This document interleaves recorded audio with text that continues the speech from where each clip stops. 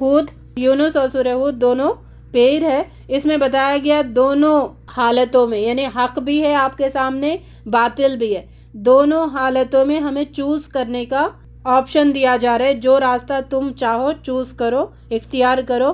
اگر حق کو اختیار کرو گے تو نتیجہ جنت ہے، اور باطل کو اختیار کرو گے تو نتیجہ جہنم ہے. تو یہ امتحان ہمیں خود اللہ تعالیٰ سلیکٹ کرنے کا کہا جا رہا ہے. اچھا، اس میں بھی سارے واقعات آئیں گے، انبیاء اور رسول کے آئیں گے، لیکن اس میں تذکیر بالایام اللہ تعالیٰ کے خاص دن جس میں اللہ نے ان قوموں کو تباہ و برباد کر دیا تھا اس کا ذکر، نوح علیہ السلام کا ذکر، ہود علیہ السلام کا ذکر. ہود علیہ السلام جس کو شام کی طرف بھیجا گیا تھا، احقاف والے بھی ان کو کہا جاتا ہے، اور اصحاب حجر بھی کہا جاتا ہے.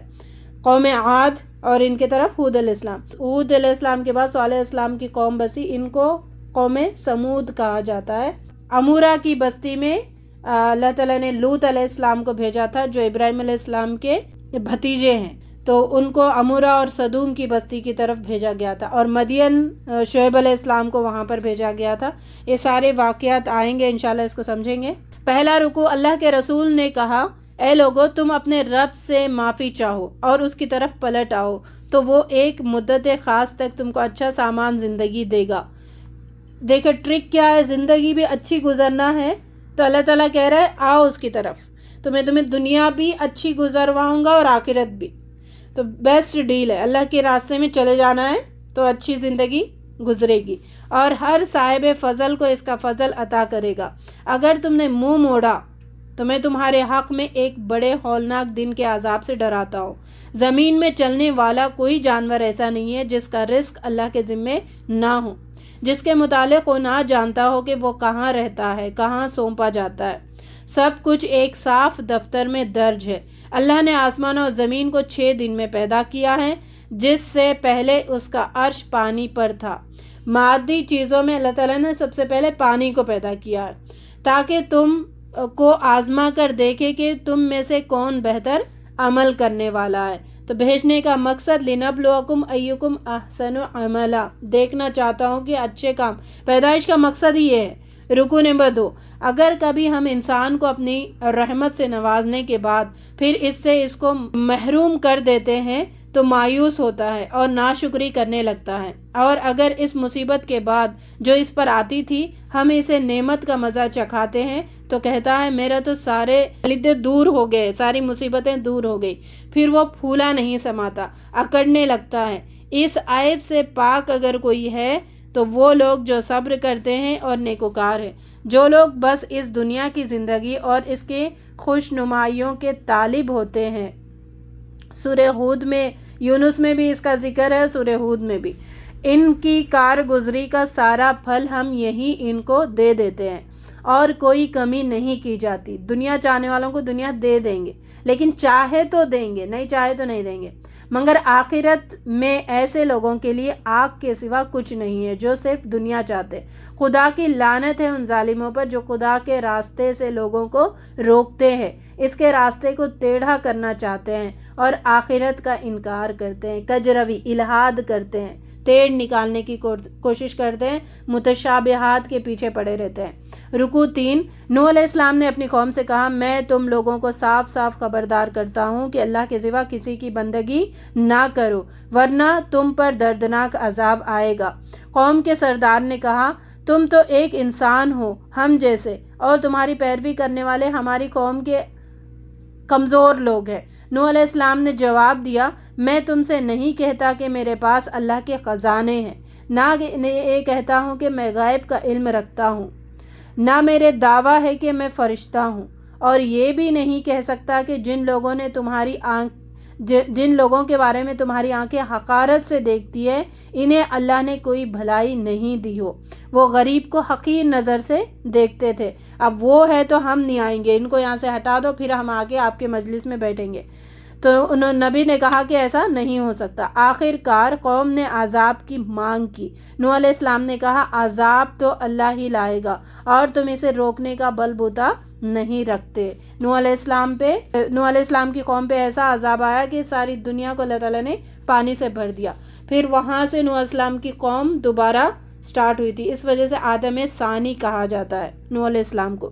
رکوع 4، ہم نے نوح کو وحی کی کہ ایک کشتی بناؤ۔ جب نوح علیہ السلام کشتی بنا رہا تھا تو اس کی قوم کے سردار اس کے مذاق اڑاتے تھے۔ ہم نے نوح سے کہا کہ ہر قسم کے جانور کا ایک ایک جوڑا کشتی میں رکھ لو۔ مذاق کیا اڑاتے تھے؟ کل تک تو دائی تھا، بڑا ہی بن گیا، ایسے وہ مذاق اڑاتے تھے۔ تو اپنے گھر والوں کو بھی سوائے ان کے جس کی نشاندہی پہلے کی جا چکی ہے ان میں سوار کرا دو، یعنی جو نافرمان ہیں انہیں نہیں، جو فرما بردار ہے انہیں کشتی میں سوار کرو۔ ان لوگوں کو بھی بٹھا لو جو ایمان لائے ہیں، وہ تھوڑے ہی لوگ تھے جو کشتی میں سوار ہو گئے۔ نوح علیہ السلام نے کہا اللہ ہی کے نام سے اس کا چلنا بھی، بسم اللہ مجریہا و مرساہا، چلنا بھی اور کشتی میں ٹریول کرتے وقت پڑھنے کی دعا، اور اس کا ٹہرنا بھی، میرا رب غفور الرحیم ہے۔ نوح علیہ السلام نے اپنے بیٹے سے کہا ہمارے ساتھ سوار ہو جاؤ، کافروں کے ساتھ نہ رہ۔ بیٹے نے کہا کہ میں پہاڑ پر چڑھ جاؤں گا، وہ مجھ کو پانی سے بچا لے گا۔ پھر ایک پانی کا موج نے نوح علیہ السلام کے بیٹے کو دبوچ لیا۔ جب پانی زمین پر بیٹھ گیا تو حکم ہوا اے نوح اتر جاؤ، ہماری طرف سے سلامتی اور برکتیں ہیں تجھ پر اور ان لوگوں پر جو تیرے ساتھ ہے۔ رکوع 5، قوم عاد کی طرف ہم نے ان کے بھائی ہود علیہ السلام کو بھیجا۔ اس نے کہا اے قوم اللہ کی بندگی کرو، تمہارا کوئی خدا اس کے سوا نہیں ہے۔ اے میری قوم اپنے رب سے معافی چاہو، اس کے طرف پلٹ آؤ، تم پر آسمان کے دہانے کھول دے گا، تمہاری موجودہ قوت پر مزید قوت کا اضافہ کرے گا، تم مجرم بن کر منہ نہ پھیرو۔ قوم نے کہا کہ تیرے کہنے سے ہم اپنے معبودوں کو نہیں چھوڑ سکتے۔ ان کے جرائم تھے، ان کے جرائم پر بھی ذرا غور کرے کہ کیا کیا کہتے تھے نبیوں کو۔ ہم سمجھتے ہیں کہ تجھ پر ہمارے معبود میں سے کسی کی مار پڑے گی۔ یہ تو ہر وقت ہر قوم ہر نبی کو ڈرایا گیا ایسا مت کرو، معبودوں کی مار پڑے گی۔ آج بھی کہا جاتا ہے نا، اگر درگاہ پہ نہیں گئے یہاں پر یا پھر کچھ غلط ہم نے شرک کے بارے میں کہہ دیا تو بولیں گے ان کی مار پڑے گی، وہ درگاہ والوں کی مار پڑے گی، اس کی لعنت پڑے گی۔ تو نبیوں نے کیا دعویٰ کیا؟ ٹھیک ہے پڑھنے دو، دیکھا جائے گا کیسے مار پڑتی ہے۔ تو یہ ہونا چاہیے، ایمان اتنا پکا ہونا چاہیے کہ اللہ کے علاوہ کوئی نقصان پہنچا ہی نہیں سکتا۔ کہیں ڈاواں ڈول ہے تو پھر ڈر جاتے، اچھا ان کی بھی پڑے گی، ان کی بھی لعنت برسے گی، نہیں، اللہ کے علاوہ اللہ کی رسی کو مضبوطی سے تھامیں گے تو کوئی کچھ نہیں بگاڑ سکتا۔ حضرت ہود علیہ السلام نے کہا میرا بھروسہ اللہ پر ہے جو میرا بھی رب ہے اور تمہارا بھی رب بھی ہے، یہ ایمان ہمارا بھی ہونا چاہیے۔ کوئی جاندار ایسا نہیں ہے جس کی چوٹی اس کے ہاتھ میں نہ ہو۔ قوم نے نہ مانا، آخرکار ان پر پھٹکار پڑی، اور اس دنیا میں بھی اور قیامت میں بھی۔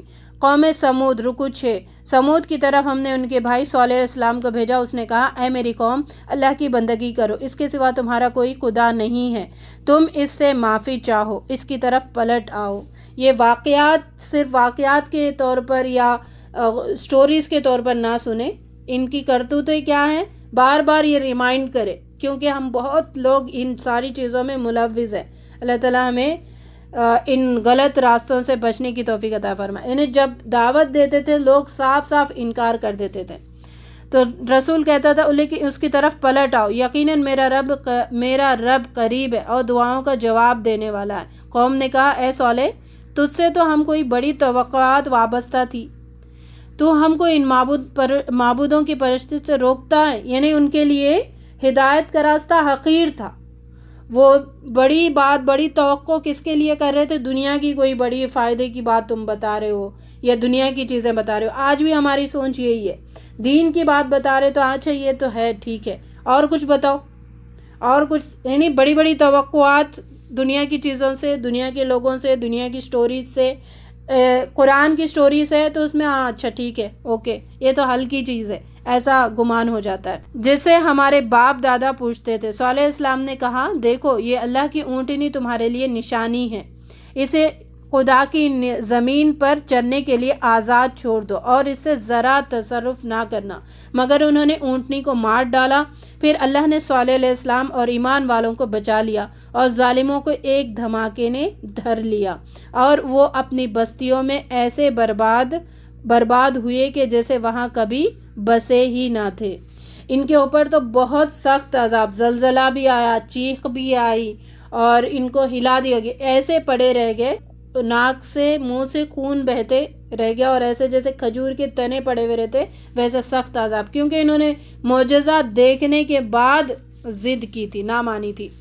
रुकू 7, इब्राहीम अलैहिस्सलाम के पास अल्लाह के फरिश्ते पहुँचे और इसे इसहाक और इसके बाद याकूब अलैहिस्सलाम की खुशखबरी दी। इसकी बीवी ने कहा, हाय मेरी कमबख्ती, मेरे यहाँ औलाद होगी जबकि मैं बूढ़िया भूंस हो गई हूँ और मेरे खाविंद भी बूढ़े हो चुके हैं। फरिश्तों ने कहा, अल्लाह का हुक्म पर ताजुब करती है। इसके बाद ये फरिश्ते वहाँ से लूत अलैहिस्सलाम के पास पहुँचे, गोरे गोरे जवान लड़कों की शक्ल में।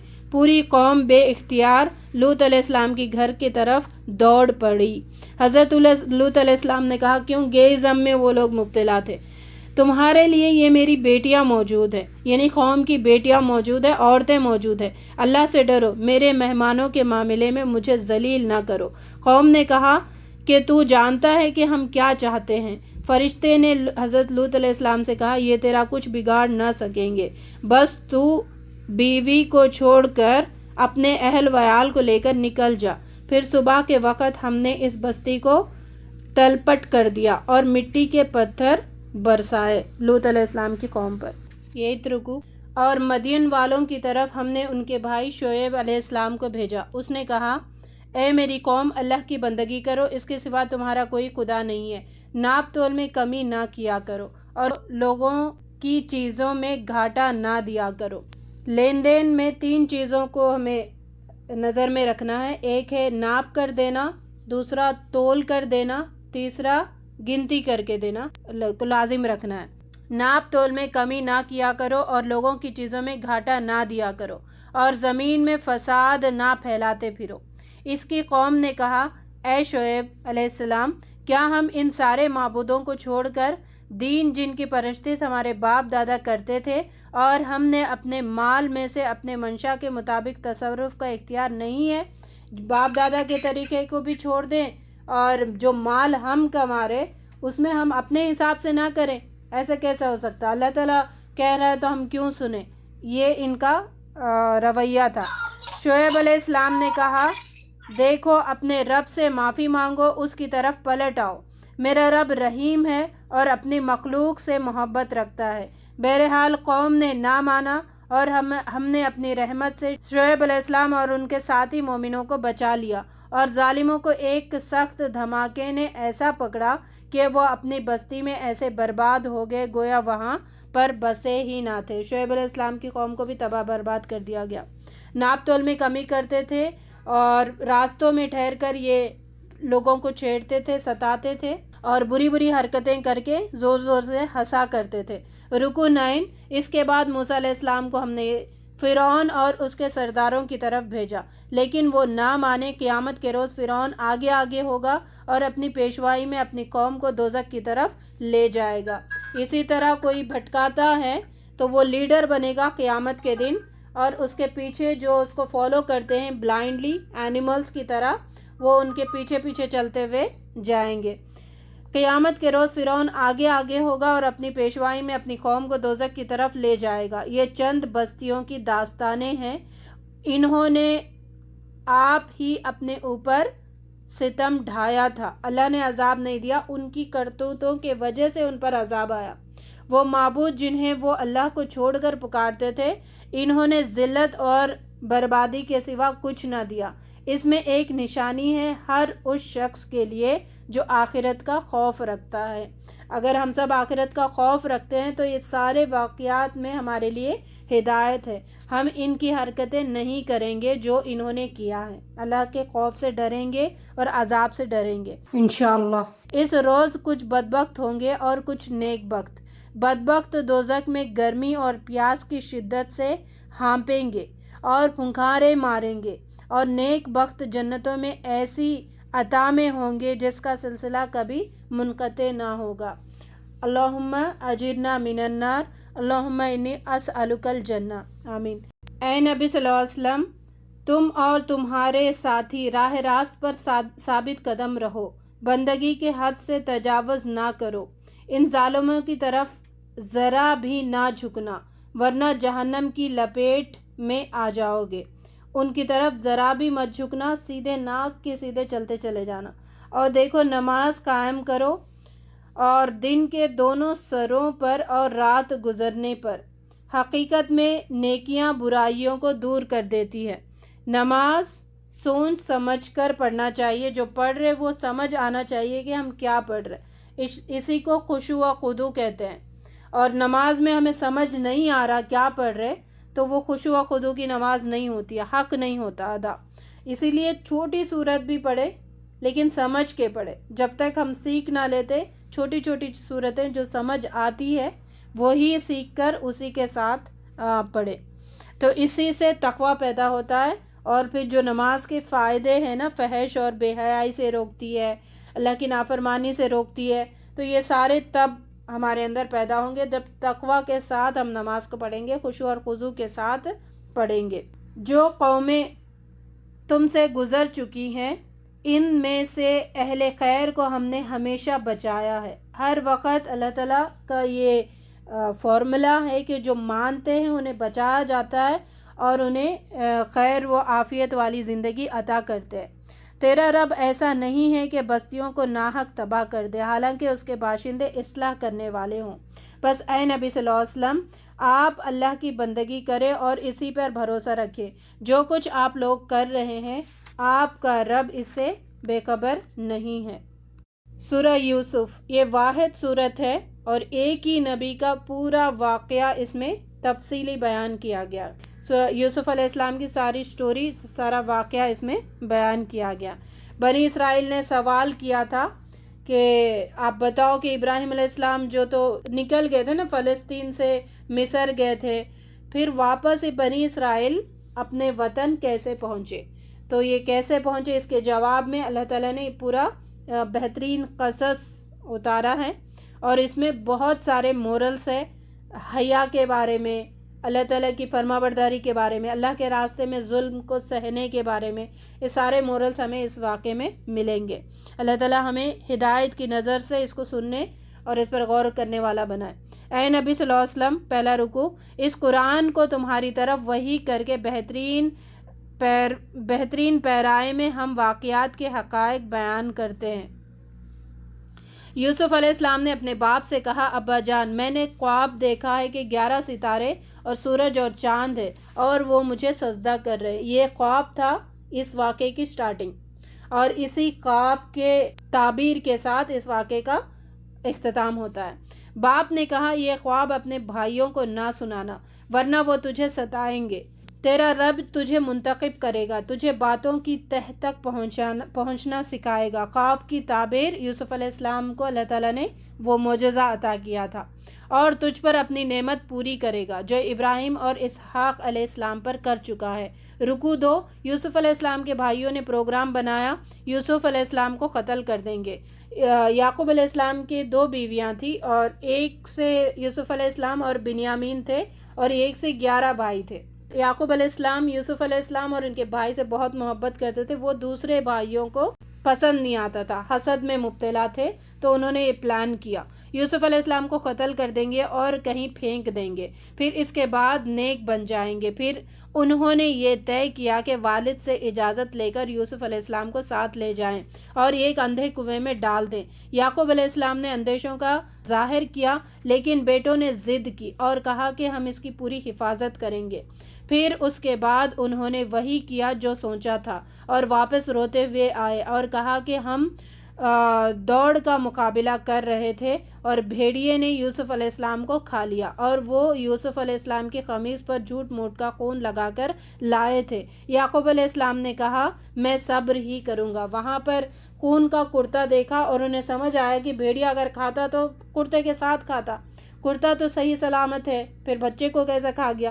وہ سمجھ گیا کہ ان کی پلان ہے، میں اس پر صبر ہی کروں گا۔ تو اور صبر کا مورل یہاں پر ملتا ہے، کتنی بھی مشکل ہو، کتنی بھی کسی سے محبت ہو، اللہ تعالیٰ اگر اس کو دور کر رہا ہے یا اس کے ذریعے کوئی آزما رہا ہے تو ہمیں اس حالت میں صبر کرنا ہے اور اللہ سے مدد مانگوں گا۔ ادھر ایک قافلہ گزر رہا تھا، اس نے یوسف علیہ السلام کو کنویں سے نکالا، بھائیوں نے کنویں میں ڈال دیا تھا اور کچھ درہموں کے عوض بیچ دیا، وہاں سے یوسف علیہ السلام مصر پہنچے۔ مصر کا وہ خریدار اپنی بیوی سے کہا کہ اس لڑکے کو ہم بیٹا بنا لیں گے۔ اس طرح یوسف علیہ السلام اس سرزمین میں قدم جمانے کی صورت نکل آئی۔ جب وہ جوانی کو پہنچا تو جس عورت کے گھر میں وہ تھا وہ اس پر ڈورے ڈالنے لگی اور ایک روز دروازہ بند کر کے بولی، آ جا۔ یوسف وہاں سے دوڑا اور اس کے پیچھے عورت بھی دوڑی اور قمیص پیچھے سے پکڑ کر پھاڑ دیا۔ دروازے پر شوہر کو موجود پا کر اس نے یوسف علیہ السلام پر الزام لگایا۔ یوسف علیہ السلام نے صفائی پیش کی۔ کنبے والوں میں سے ایک شخص نے گواہی دی، اگر قمیص آگے سے پھٹا ہے تو یوسف علیہ السلام کی غلطی، اگر پیچھے سے پھٹی ہوئی تو عورت کی غلطی۔ تو دیکھا گیا تو قمیص پیچھے سے پھٹی ہوئی تھی۔ عورت جھوٹی، یہ ثابت ہو گئی تھی۔ عورت جھوٹی تھی اور یوسف علیہ السلام سچے تھے۔ شوہر نے دیکھ کر قمیص پیچھے سے پھاٹا ہوا تھا اور عورت کی چال کو سمجھ گیا اور کہا کہ یوسف سے معافی مانگ۔ رکوع 4۔ شہر کی عورتوں میں چرچا ہوا کہ عزیز کی بیوی اپنے نوجوان غلام کے اوپر فریفتہ ہے، تو اس نے تمام عورتوں کو جمع کیا اور ہر ایک کی ضیافت کے لیے پھل اور چھری رکھ دی۔ یہ عرب میں یہ رواج ہے کہ مہمان کو پھل بھی دیا جاتا تھا، چاقو بھی دیتے کہ کاٹ کے کھاؤ۔